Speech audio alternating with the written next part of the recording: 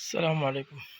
अच्छा ये देख ले सर, बट ये कंबल है, ब्लैंकेट है, सादे कंबल है।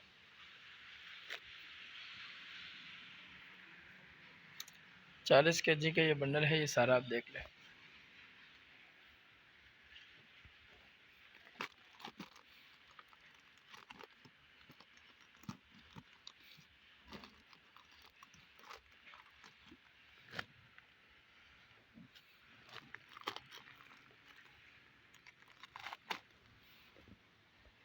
हर किस्म के ब्लैंकेट इसमें मिक्स है, ठीक है।